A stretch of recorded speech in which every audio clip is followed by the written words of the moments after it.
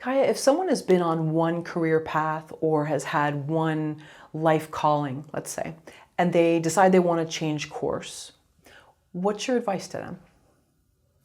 We saw so many people in the pandemic realize life is short and you've got to follow your passion. You've got to do what you love. You've got to do what lights you up. And so a lot of folks have circled back to, well, what is my calling? What was in my heart when I was a teenager in my 20s? Maybe I gave up that path. And then certainly the young people who maybe feel even more ambitious than ever about, I don't want to compromise. I want to go after what really is important to me. So my best advice is to take every advantage that you can give yourself going into the entertainment business, going into Hollywood. My own personal regret being, I wish I went to law school. I was a development exec, but oh my gosh, had I gone to law school and had some comprehension of contracts going in, I would have been so much better positioned. And so those types of decisions, okay, this is my calling. I really want to work above the line, writer, director, showrunner, producer. How could you arm yourself? What advantages could you give yourself? Living in Los Angeles is an advantage. Living in New York is an advantage. Making sure you have a great Wi-Fi connection in your house so that your Zoom calls don't drop off if you're taking meetings outside the business, because we have opened up virtually now to folks who are not living in the major epicenters of the industry. So looking at your life that way, how could I give myself more advantages? One of the biggest advantages you can think about giving yourself is what I call finding your wolf pack. Who are the others who could partner with you, who you love to breathe their air? They excite you creatively. Maybe you admire their writing or you admire their filmmaking, or there's somebody that makes you laugh and you get along with them and like, oh my gosh, they just always crack me up. Great, partner with them. What could you work on together? Maybe you could even do a short film together, work on getting a feature together. That is something that the industry always relates to and responds to. Oh, partnership. This team of people are doing this. And when there's an energy around it, that can be a big draw, especially for buyers who go, oh, that's interesting. Producer goes, oh, this has some momentum. And that can really help you, those types of advantages. What is reframing failure, and how have you implemented this in your life? Failure is a topic that up until recent times has just really been taboo. You might feel ashamed. You've had some failures and you don't want to admit that to anyone, or maybe your family has even come down on you like, oh, we expected better from you. So then we internalize those voices and then we can even turn against ourselves. So how do you reframe failure? Well, it's important to realize that all the most successful people, whether you're talking about Elon Musk or Michael Jordan or Margaret Atwood, they have had significant failures in their lives and in their past that has built their character, built their drive, taught them, oh, I shouldn't go that way, I should go this way, I get better results if I do that. And then, so normalizing failure for us, oh, it's an experiment. For myself, even in my business or in my own writing, I always say, this is an experiment. Then it's like, oh, if it completely burns to the ground, okay, well, that experiment didn't work out. Let's try a new experiment. So it lowers the pressure. It doesn't have to just be a success and knock it out of the park all the time, because then that ends up becoming a burden of pressure that you put on yourself. So that's one way that I recommend navigating failures, through your own self-talk. This is an experiment. I'm gonna try this, I'm gonna try that. And then it can be playful and fun. The entertainment industry really loves people who are bringing in joy and fun and a sense of what I call in the entertainment business school, awesomeness. Just be awesome, bring awesomeness. And then people go, what's happening over there with you? And they wanna get to know you because you bring in your best self, your best spirit. But failure is part of the business. Across the board. There are failures. I mean, when I was a development exec, we had movies that didn't do well at the box office.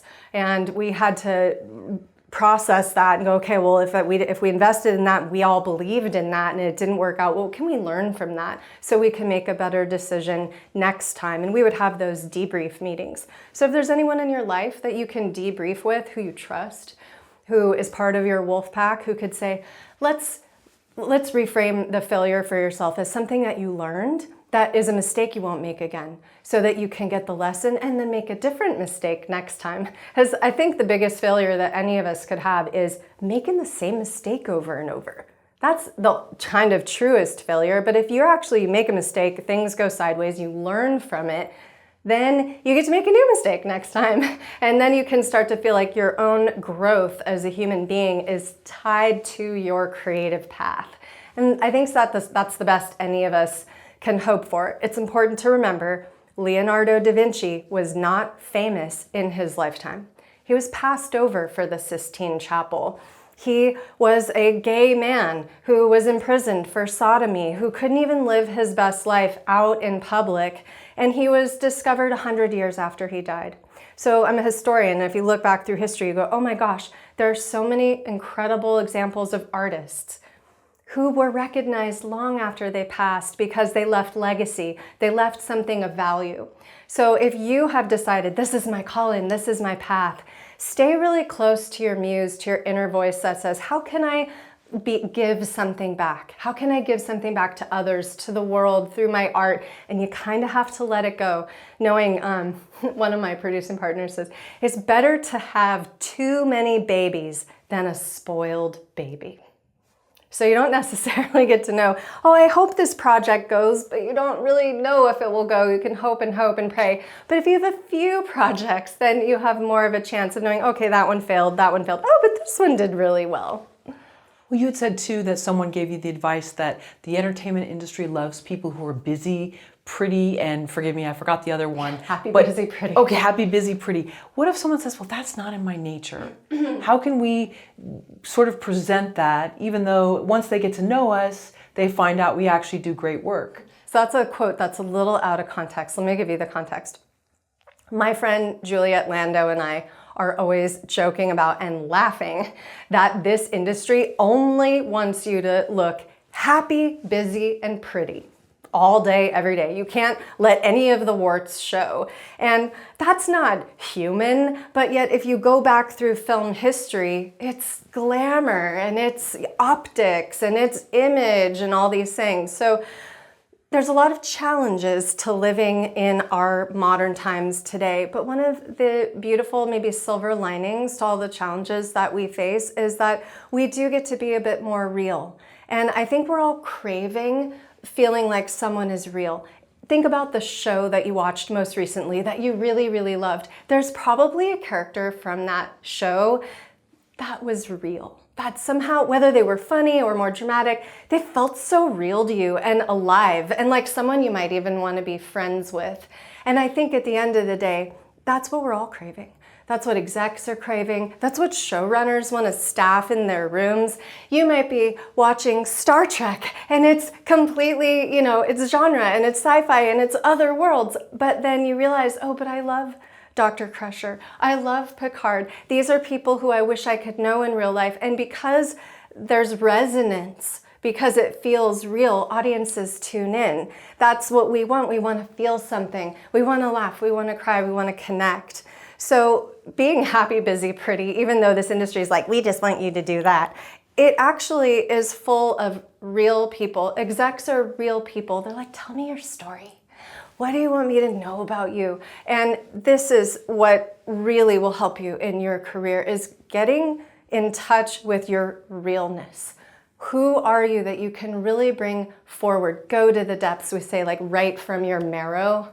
If an actor is really embodied, they're bringing something real. It's not just gloss. And I think that's what audiences crave, long for, want to connect with. We're wanting to get past the faux image and get to something deeper and real. Think about a hit like The Bear, which was almost a little bit of a sleeper hit. Like, they didn't have a huge budget at the beginning in their first season, but by season 2, so much realness. The audiences are going, oh my God, the writing is incredible, and I feel like I know these people and I want to know these people. And they really penetrated a much bigger audience, I think, for that quality that they were bringing through the screen. And if using that example again, this is not a show about happy, busy, and pretty. This is a show about real, about here's the scars, here's the wounds, here's the crazy relationships. And we're all, I think, longing for that, coming out of a horrific pandemic.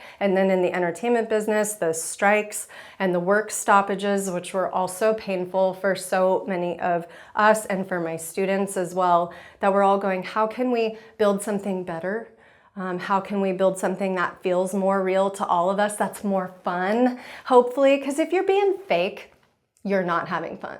That's just the truth of it. But if you're being real, you're gonna make real connections with your own wolf pack and also with your audience. And as you grow your career, that's who you want to have, in the ripple effect of your creative works. Is like, oh, the audience who I have fans and they love what I did. An example I use and teach from in the entertainment business school is Mystery Science Theater 3000 and Joel Hodgson. And I grew up in my teen years watching these silly robots and this ventriloquist make jokes about these B movies, and we would just laugh and laugh.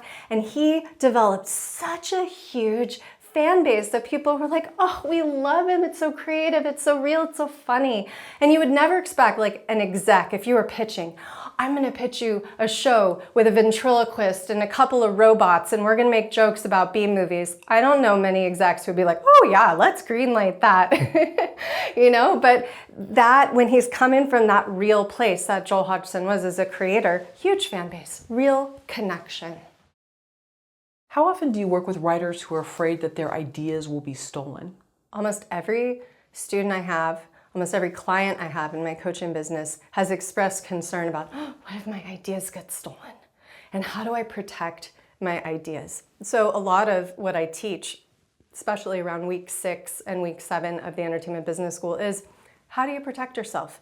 How do you go in armed so that you really understand the language of the business side of the industry? And ultimately, of course, you cannot copyright an idea. And that's why some production companies will have you sign something that says, hey, if we're going to read your script, we can't promise we don't have another idea like this in development. I was a development exec for a company called Inferno Entertainment, and we made films like Just Friends with Ryan Reynolds. We did The Good Night with Gwyneth Paltrow and Penelope Cruz. We did a movie that I helped put together called Peaceful Warrior with Nick Nolte. That was based on IP. And all the time we were getting submissions from managers, from producers, from agents. And we might have 3 or 4 scripts in the read queue that were about the devil. How are you going to protect an idea? Okay, maybe your devil is a woman, or maybe your devil is young or old or living on another continent. I mean, they're all a different take on the devil. So that's an example of like, okay, you might feel like, oh, my script is so original. It's this take on the devil we've never seen. But I'm like, ooh, I got 4 of them here in the read queue. What is undeniable is your voice as a writer, is your actual work, your screenplay, your treatment, which you can register with the Writers Guild, which you can also put into the Library of Congress. So those protections to get the Writers Guild protection, to get the Library of Congress protection on your work is huge. But you actually cannot copyright and protect just an idea. So you got to do the work. What do you teach students about IP? Okay, so I love teaching about IP. I'm also a published novelist, a lot of experience in the publishing side of things, and as a development exec, I was always looking for IP. So when I found the book Peaceful Warrior that I had loved as a teen, and then went, oh, I wonder what's happening with this. My boss had said, go find us some IP. So I made some phone calls. I called the agent. I didn't know you could just call an author's agent. Even as a development exec, I was like, I could just pick up the phone and call them. Okay, so I did. And the agent's like, oh yeah, well, Nick Nolte has the rights to Peaceful Warrior. Oh, really? Oh, okay. Well, let's contact Nick's office. So we reach out, hey, what's happening with Peaceful Warrior? Oh, well, there's a script. Oh, great. Well, we might want to co-finance that. We were doing some co-financing with New Line Cinema at the time. So they send over the script. We're like, this script is pretty good. Next thing you know, Peaceful Warrior is getting made as a film. So Execs feel more confidence when there is some legacy to a project. I mean, we're seeing this with huge decisions now, like that Jeff Bezos has made at Amazon to pursue Lord of the Rings. It was like, what, a $400 million IP acquisition. So of course, you're probably not at Jeff Bezos level of acquiring IP, but I even instruct my students, pick up the phone. If you have a book that you love, what if the rights are available? Did you know you can call the agent? What? So I had a student last session who loved this particular book series that had elves in it. And she's like, I would give anything to adapt this. Oh, but it's so popular. I'm sure it's not available. She was already talking herself out of it. I said, pick up the phone and call the agent and let's find out if the rights are available. The rights were available. The agent was excited to talk to her. The author was thrilled. She had idea for the whole series. She pitched it to them. Hey, this is what I would love to do with it. Could I possibly have the rights? She didn't at the time have the money to pay for an option, which always is more, but she did offer a shopping agreement, a paid shopping, and they went for it.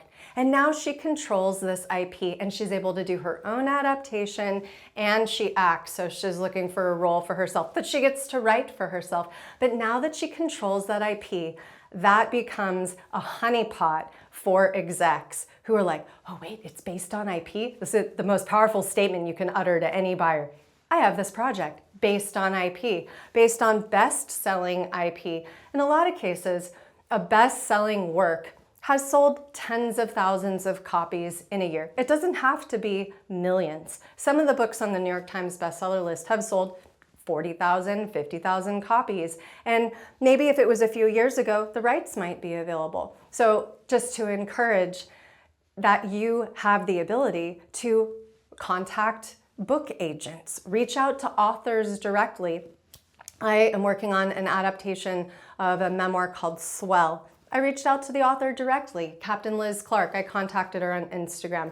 Hey, what's happening with your book? Is there any plans for television film adaptation? And she said, well, I've been waiting for the right team to come along and the rights are available. So the author was ready to engage with me directly. That is the point, when you have a yes, that is the point at which you involve attorneys. You find yourself a great, reliable entertainment attorney, hopefully someone who comes from a word of mouth recommendation, where you know, okay, there's someone I can trust to put a contract together, because you do have to have a contract to control the IP. That's something I teach my students in the Entertainment Business School, because it is a significant advantage in your career to control some IP. Why is pitching important? I think writers all fall in love with the craft, all fall in love with the words on the page and the story and their beloved characters. And then you realize, oh no, I have to sell this somehow. How do I actually sell my work? And that's usually where the plane runs out of runway for a lot of writers. Oh, wait, what do I do now? And maybe they just go, oh, I'm gonna write another screenplay. And next thing you know, they got 30 screenplays. So you have to learn pitching. So many writers are like, I don't wanna be in sales. I don't have to sell anything. That's why I'm a creative, Kaia. No, I'm so sorry. I have to let you know that you are in sales. You're gonna write things and then you're gonna need to take them out and sell them. You're always pitching. So whether you're talking to a producer at a film festival or you're trying to get representation, you're pitching yourself, whether you're querying or you're reaching out to others in your Wolfpack saying, hey, do you know anyone who might be right for me? You need to be able to talk about yourself and your work confidently, because the first experience that buyers, so development execs and producers, people who can actually make your show, make your film, have of you is, how well do you talk about your story? How well do you talk about your work? And I teach a technique called the stealth pitch, because it's quietly a pitch, but it makes it fun for the exec or the producer to hear, and they go, oh, tell me more. So I teach that to my writers in the Entertainment Business School so that they feel like, okay, I have some arrows in my quiver to know how to talk about myself. There are other wonderful teachers in the industry like Carol Kirshner, who I know you've had on your show, who teach pitching so well. And there's formatting around it that gives you, like in a bowling lane, the bumpers, and you feel like, oh, I'm not gonna end up in the gutter, Yeah, you can just head straight for the strike. How do you talk about your story, the world, your personal connection to that material? If you're pitching TV, like this season, future seasons, you're letting them know really essentially what you love about your story. So when I was a development exec, probably heard, I don't know, hundreds of pitches. And what I will tell you is that we never bought or financed a film where there wasn't passion in the pitch. I had half of the pitch meetings I took, the producers and everybody who was there, like, we got really stiff and like really nervous. And okay, we're gonna tell you about the story and these are characters, and they looked terrified and they couldn't relax and just banter and say, oh, I can't wait to tell you about my favorite character because she, climbed Mount Everest at a time, when no women were doing that in her flip-flops. Whatever it happens to be, right? Here, look, here's the axe the ice axe that she used to do it. And then the execs are like, oh my gosh, we feel connected. So the passion can carry you far. Your energy, your joy, your love of this story, these characters can carry you really far. So you bring the passion and then you start to learn some of the structure and then you practice. And I will tell my students always, practice to yourself in the mirror, then put your phone on a stand and film yourself talking about your story, talking about your work, you film it. And then you go grab your spouse, grab your best friend, grab somebody you're working with and say, hey, you got 4 minutes for me to I want to tell you this story. And then you put your phone up and you film yourself pitching, telling someone else the story. Pitching is a little bit of like a 4-letter word for people who go, oh no, it's sales, I'm not salesy. And then they freeze and it gets scary.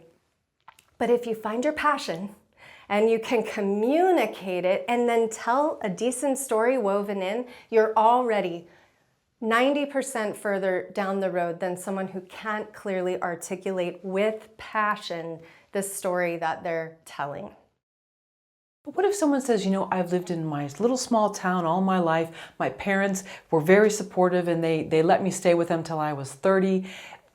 To me, you seem adventurous. You've been on your own, I think, for a while as a young person. You don't strike me as someone who's scared of picking up a phone and calling somebody. And I strike you that way now. Okay. So then you at one time were? I was a shy kid. I was an observer. I grew up in the type of family where my parents are always arguing. A lot of us do as writers. We lean into becoming observers. We detach, we distance, we watch, we observe, and that is a way of keeping ourselves safe. So I was really shy. I wasn't that bold. I didn't really approach people ever anywhere, and the boldest I had to be in my teen years was like the first time I had to get a job. I have to talk to somebody? How does that work? And then, so flash forward into my 20s, getting this job as a development exec, the hardest thing, the scariest thing was that I had to pick up the phone and call people and build relationships. And I think for a lot of writers, that is a really scary part.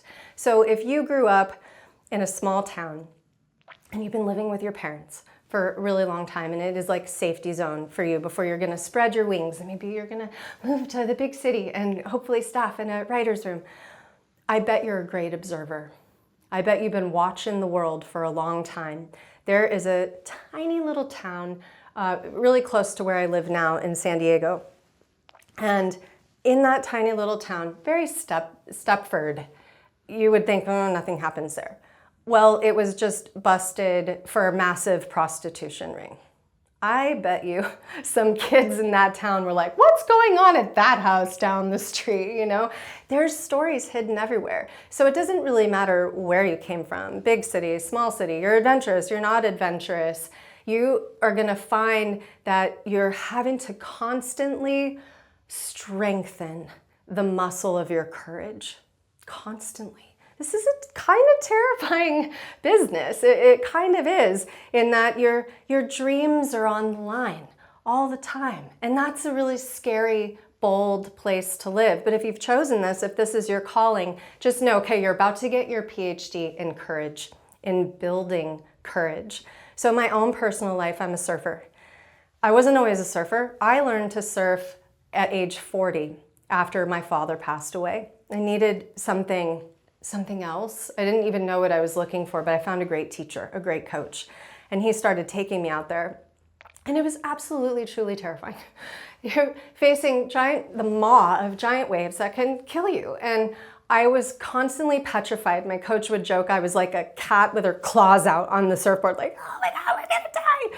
And what happened was as I started getting a little better at it, and I could read the water a little better, and I was starting to get a little more form. I could go down the line on a surfboard. Oh, it was so fun. But then sometimes a crazy wave comes and it's terrifying and you're in the wrong place and it takes you out. But then you get into shore and you're like, oh, I survived. I survived. I'm okay. There's probably something that you survived in your life where you made it to shore and you went, oh my God, I'm okay. I'm okay. I'm here. I made it out. And you know what happened is if you survived that, you got a little braver. You got a little bolder. Maybe you felt like, oh, I survived that. I could face off something difficult again. You know, I'm an entrepreneur now. I run the entertainment business school. So I constantly need to pick up the phone and call people who are seemingly, 10 times more successful than me. But I'm like, I'm going to make their day awesome. I'm going to bring some joy into their day. I'm going to see how are you doing? What's happening in your life? Let's get to know each other a little bit. I've learned that facing something terrifying like the ocean that actually can kill you, that has sharks in it, means that picking up the phone or having a meeting or going to meet with an exec or a producer is like, this is easy. I faced death this morning. So if you find something in your life that takes your courage muscle to the gym. That's what surfing is for me, but there's a lot of other things. It might be Toastmasters. Whatever it is for you that's like, how can I get braver? That's gonna make this industry so much more fun for you because you're gonna be like, oh, okay, I can trust that courage muscle is gonna hold me up when I go into that meeting. I lean on it all the time. I'm nervous. I get scared. I'll get into an elevator for an important meeting and like jump up and down and shake out my hands and go, okay. And just go, okay, I know how to do this. I'm a little older, I have a little more experience. I have a little bit of life experience behind me and business experience behind me. And then you just start to realize, like if you've read a book like How to Win Friends and Influence People. So that's like a go-to book. If you haven't read it, it's 100 years old. Go pick up How to Win Friends and Influence People because you'll find that everybody out there in life is just as scared as you are. And they don't want to be bored. And they don't want to endure pain. And if they're going through a sequence of meetings, like they want a little sparkle on the water. They want it to be fun and joyful and awesome. So if you just decide, I may be terrified of this, but I'm gonna go into this meeting and like make it awesome for everybody there. I've had this happen a bunch and seen it happen for my students as well, which is like, they didn't buy my show, but they told me to call them the next time I'm taking something out. Because you made it awesome for them. And now you have a relationship and they like you and they like your writing. And yeah, you've got to get through the heartbreak of, oh, they didn't buy my thing. But they like you and they want to have a relationship with you so you can go back to them the next time. And that is how this industry works. It's about making friends. None of us are taught how to make friends in school. I wasn't, you probably weren't. Most of my students weren't taught how to make friends. I have inside of my classes, I have mixers wherein I bring in questions. Let me give one to you. That is like my favorite question to ask anybody. On my podcast, on Hollywood Wolfpack, inside of meetings that I take, what are you the most passionate about right now? And somebody can answer that any way they want. It might be a relationship answer or a career answer or a trip that they're so excited to take. Let's say you go into a general meeting with an exec and you just flip the question around on them. They've asked you a bunch of questions. You say, well, what are you most passionate about right now? And they're like, oh, well, I leave in a week for Thailand and I've never been and I'm so excited. You already know what your follow-up email is to them because you're going to say, when are you getting back from Thailand? And then when they get back, you're going to wait a day and send an email that says, I was thinking about you. How was Thailand? I want to hear all about it. Now you're building a relationship. Now you're learning what they're passionate about. That is a go-to question. I feel like everybody in Los Angeles, where I grew up, makes the mistake of, so what do you do? This is the constant question. You'll be besieged with this question. Every party, everywhere you go, anyone who's dating you, what do you do? Are you important? Can I use you for something? Yeah, how are you going to help me with my career? But if you instead turn it into, what are you the most passionate about right now?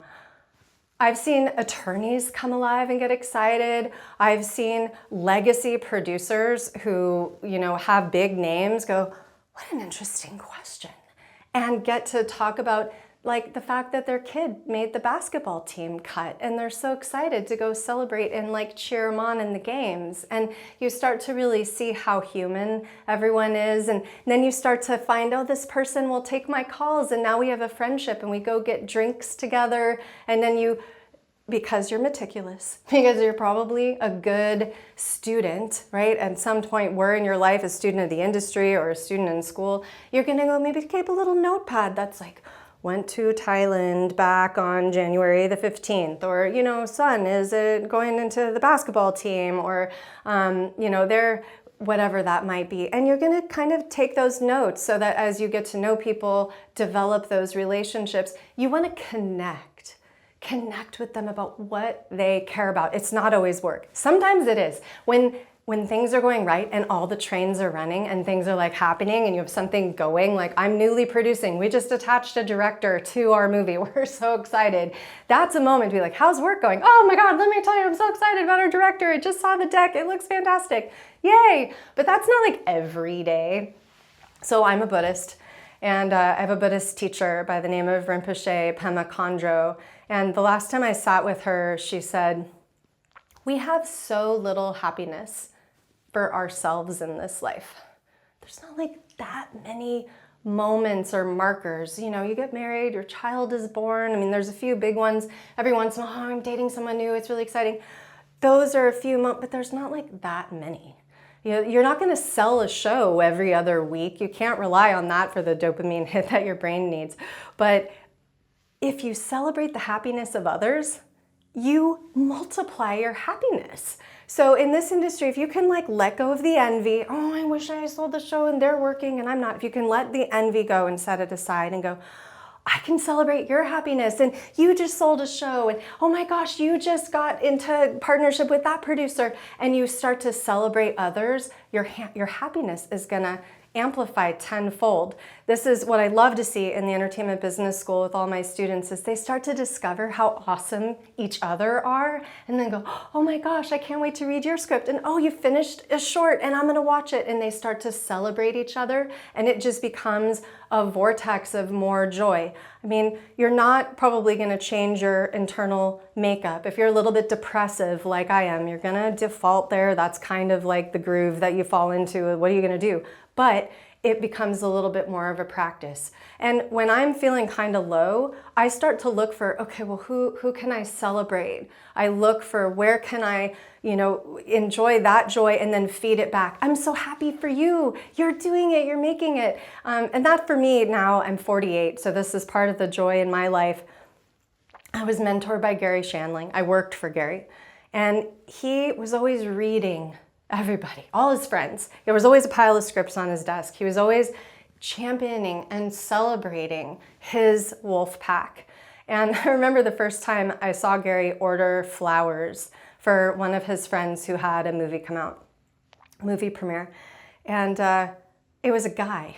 This is how silly I was, right? So it's 2007 and I'm like, you're a guy sending another guy flowers? You're a straight guy sending another straight guy flowers? It just did something to my brain.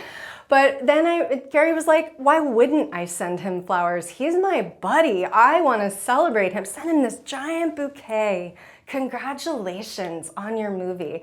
And I was like, men love receiving flowers. I was like not even 30 at that point. And it was such a realization of like, how well do you celebrate others? Because that's how well you're going to be remembered or appreciated, and how much more joy you'll have in your life. When I knew Garry, he was already on the backside of his career. He was working on the DVDs for the Larry Sanders Show. He was working on all of the bonus segments that ended up going into the DVDs. And from that point forward in his career, he didn't ever run another show. He was doing some acting here and there. He was like the Senator in Iron Man and things like that. But he never had another huge hit. I remember Sarah Silverman in the Judd Apatow documentary about the Zen Diaries of Garry Shandling say, he had 2 home runs. He had It's the Garry Shandling Show and the Larry Sanders Show. So he had 2 home runs, but really he had 3 home runs, because then he had all of us. Because the 3rd home run in his life was getting to celebrate and love on everybody in his sphere who would come play basketball on Sundays and, you know, write with him or just hang out and laugh together. And I took that really to heart, and it changed the way I think. It changed who I am as a person, seeing how he was with others.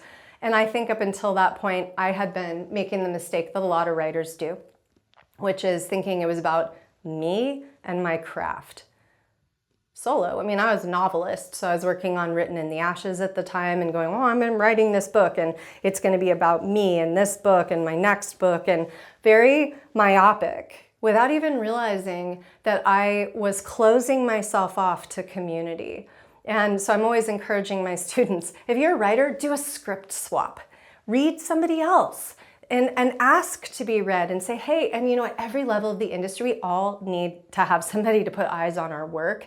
And then we grow and we integrate notes and we learn who someone else is. And then that is a way to start to grow your wolf pack. Wherever you are in the world, you don't have to be in LA or New York, but you can get on Twitter or Instagram or wherever, and some of the wonderful courses out there like mine, like ISA, like Roadmap Writers, and say, how do I connect with others in the business? Can I read you? Would you like to do a script swap? I have one about a monster. Oh, great, you have one. You know, and then, okay, great. And then you swap and give each other notes, and then you start to get to know who the other writers are. You'll find partners collaborating. You'll maybe even get warm handoffs to representation. Around the early pandemic times, not a lot of people know this, the WGA polled their members and said, where do most of your jobs come from? If you're like me, I assumed that it was going to be like, well, managers and agents, of course, but it was actually like only 50% managers and agents. It was 50% other writers. So that means a writer reads you, and then they get staffed, and then they go, oh, but I want my buddy in the room. And because I've read her, and her work is fantastic, and her voice would be great at this table. So writers are recommending each other because they've been reading each other, and it helps showrunners who have a stack of 400 scripts to read when they're staffing their own rooms go, well, who do you recommend? They're asking the writers who they've worked with, who have you read, who I should be reading? And then that puts your script on their short stack. This came recommended from another writer who I trust, and that will really help your career. How did the strike change the game for writers? The strikes, which were so painful for so many of us, the work stoppages for so long, had some silver linings. The greatest silver lining being like this awesome contract that they got all the points that they were negotiating for, that the AMPTP had said like hard no. And then they ended up getting so many of those boons to their contract, the pay increase, the room size guarantees, and so many other wonderful things that came out of it on the contract side. And then also walking the picket line, making friends. Many writers made lifelong friends coming out of the strike. I bet there's a few strike babies too. They'll be on the way. I can't wait to hear about them. Then of course, I think one of the silver linings was now we all understand so much more about the business side. So before the strikes, I was one of the only people out there teaching writers the business side. Here's what you need to know about your step deals and your contracts and what to negotiate for. I had writers who I knew who was either coaching or who came through the school who were like working for free. Oh no, I don't work for free. And coaching them about all this. It was very hush-hush before the strikes about like, well, how much money do I get? I mean, you could go to the WGA website and see the minimums, the schedule of minimums. Oh, this is what I could expect to get if I get staffed, if I sell a show, it's all listed. But you wouldn't necessarily know how much someone else was making or not making, because again, that like happy, busy, pretty, you would never want to let the warts show or say, oh, I'm having trouble like making ends meet. But it normalized the conversation around money. Normalize the conversation around, we need to make a living wage. How much is a living wage? Well, living in Los Angeles is really expensive. And some of the showrunners I follow, even on Twitter X, were very transparent about their deals, how much money they were making, how much you could expect to make, how much they had made at previous times, how much they're making now. And then you start to be able to have more corners of the map illuminated. So those were some of the silver linings to come out of the strikes. We've only seen, now at this time, we're filming this the very end of the year, we've only seen the interim mandates come out. So right now, the execs are all in their company retreats figuring out, what are we gonna do? What are we gonna buy coming into 2024? On the upside, writers are coming in with a most powerful deal they've ever had. It's never been a better time to be a writer. But the change that happened in April 2022 was huge on the Wall Street side of the business. And it's really important that you understand this, because up until then, streaming was valued by its growth. How many more subscribers were getting added every quarter? And then those valuations were what drove the stock prices up for those big companies like Netflix, like Amazon, like the ones that you love and follow, Paramount, Disney. Some of them got into the game later, right? Netflix was the lead horse. Well, what happened was the bottom fell out of the market. Suddenly, they're not being seen as the incredible, endless growth opportunity that Wall Street and Silicon Valley love so much. And then it was like, oh, but now they need this thing called revenue. They need actual money. Well, where has money come from traditionally in the entertainment business? Two places, going way back for 100 years. The box office and ads. That's network TV, that's the model. It's commercial breaks. It's box office. We just saw Barbie and Barbenheimer happen this summer, right? Like, killed it at the box office. It was so great, whichever movie you wanted to see, or both in a double feature. And $1.4 billion was the last number I saw that it has done worldwide. James Cameron kills it at the box office with the Avatar series franchise. So looking at, okay, going forward, what's going to have theatrical necessity, what's going to do well at the box office, and then expecting that, yes, the streamers are all going to be adding these ad tiers because they need advertising money coming in addition to the subscriber revenue. What does that mean for you as a writer? It means there's probably going to be fewer shows on the air. It means that if you're coming from a place of having IP, you have better positioning than most people out there who are just saying, I have this great original show. But if you have something based on IP, you're that much further ahead, that much stronger. And then also, as we go into 2024 and see the new mandates, we'll know it's an election year in the United States. And up until now, this is my speculation, I'm a little bit of a business analyst. Up until now, Hollywood has kind of ignored the flyover states. There just hasn't been that much content directed there. So I think coming into election year, we're gonna see Hollywood course correct a little bit and say, why don't we make content for everybody? We don't just have to only be creating liberal content. We should be thinking about the other viewers who might wanna see stuff. There was a big scandal around it, but The Sound of Freedom was a huge movie, $15 million movie, and then goes out and does $100 million at the box office. That is success. If you can make a $15 million movie and do $100 million at the box office, it is really, really hard to just end a career after that, which unfortunately it seems that he has put a little bit of a dent in his career. But those numbers are what this industry has traditionally always responded to, and we're gonna see that coming into 2024 again. So writers have a great contract. We have more information than ever.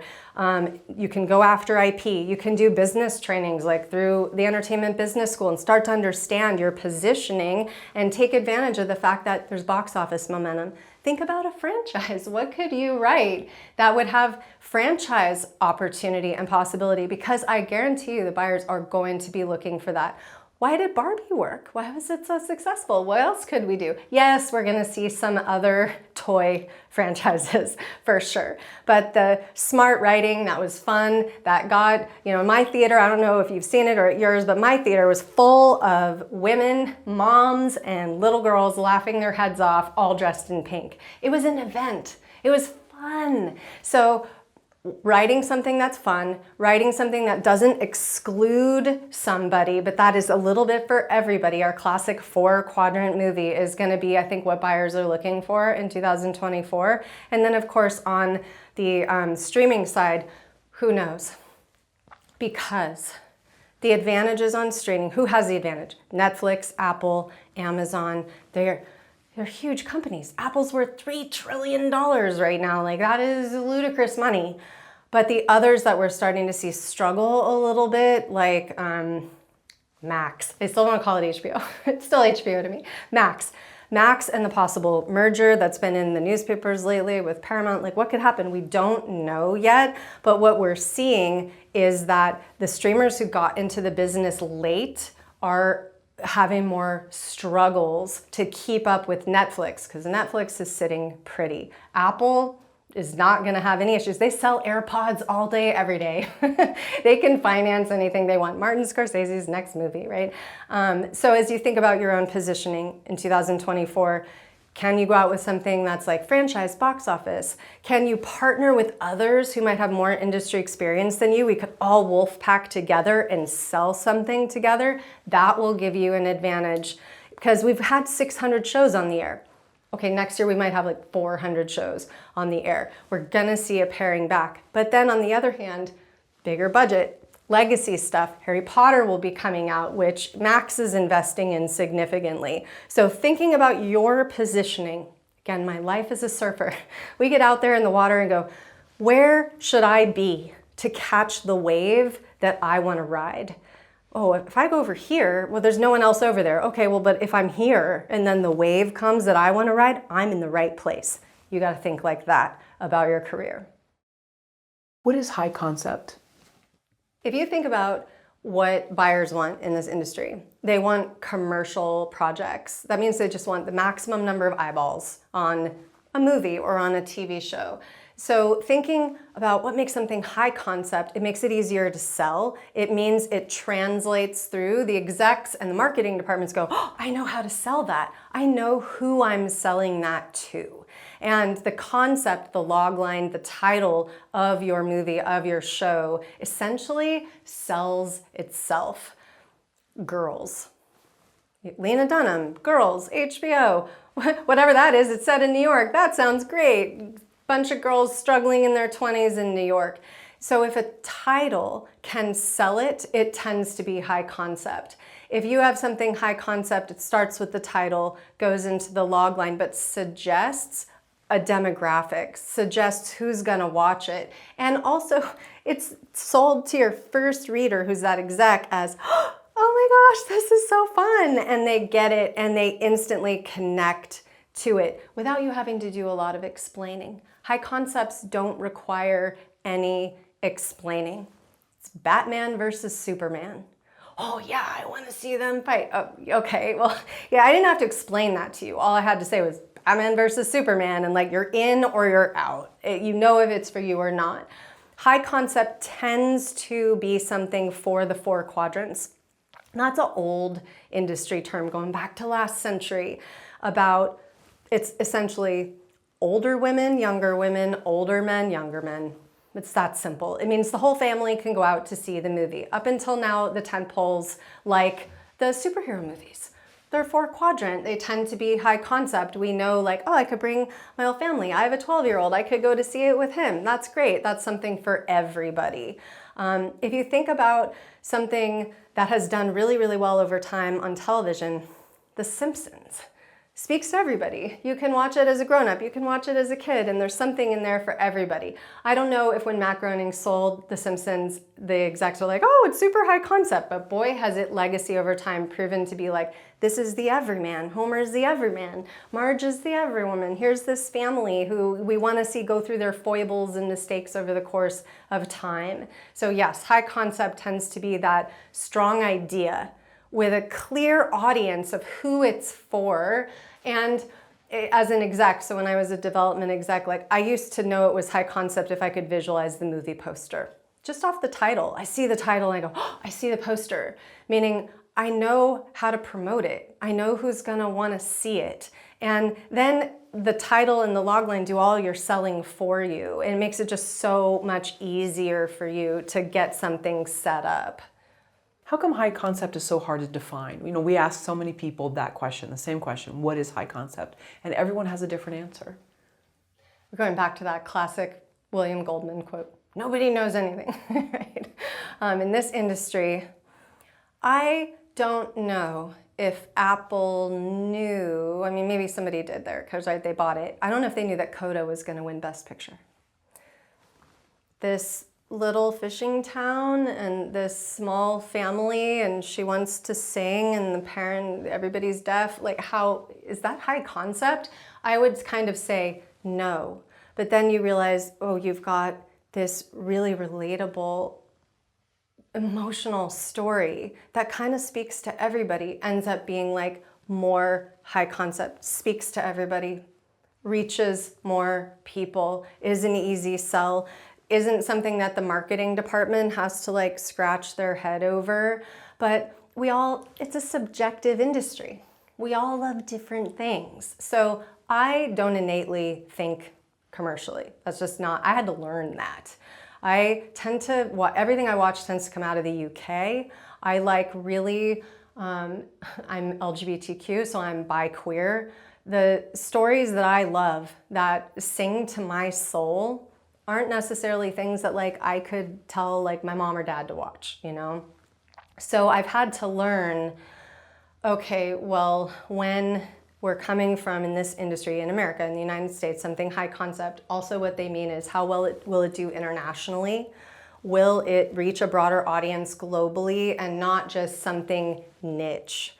Up until now, that's been what everybody wants with high concept or thinks of as high concept. It's commercial. It can play globally. I mean, nobody is better at this than James Cameron. The Terminator and Avatar, and he thinks so high concept, so commercially. But now with Netflix, they have such detailed reporting about our viewing habits and about who their audiences are and in what territories and what they watch. And then they have their algorithm. So I always recommend my students train the algorithm, make sure that you're liking stuff so that the algorithm learns your taste. And then it gets really boutique. Netflix knows you like LGBTQ stories, dramas, and comedies, especially from the UK with strong female protagonists. It's like, they know me. They're like, Garry, we think you would like Summerland. Yes, I did. Thank you very much. But like, that's not for everybody. But Netflix knows this is very niche. We know how to market to you. So does Netflix need you to write something high concept or sell something high concept? No. They need to know what niche you fill for them, because they know, oh my gosh, you know, we have so many more eyeballs in Nigeria, and we need content for those eyeballs, and that's a niche that like could do well with. Nigeria is a fast growing film market, as we've seen with Korea, right? So South Korea, the massive growth of the South Korean film market, Parasite, all of the wonderful K-dramas and everything coming out of that country. Hollywood is now like, oh, hip to the fact that, oh, we should be doing more. But will high concept translate universally? It's a roll of the dice. Some of the superhero movies haven't done that well this year that were thought to be very high concept. So it is a little bit also in the rearview mirror of like, oh, of course, Barbie, super high concept. Everybody loves Barbie. But a lot of that came down to Greta Gerwig's execution of the script and the story and the idea and the world that she built and the art direction, everything that went into that movie that said, the total fulfillment of that high concept achieved its highest possible aim at the global box office. So it's hard. I don't have a crystal ball. I wish I did. A little crystal ball, even a glitter ball I could shake and be like, is this a high concept that will translate? You don't necessarily know, but it is an eye that you can develop. With my students, if I see 50 story ideas, I can point to the 3 on the list of 50. These are high concept. This is what your manager is for. Bring your manager. Here are the 20 potential log lines of movies I want to write. Manager is going to go, I can sell that, I can sell that. Those two are high concept. And then you'll learn maybe even through the back door, oh, those are the high concept? Why? Well, I see this, I see that, I know this exec will relate to it, and it can be unique to you.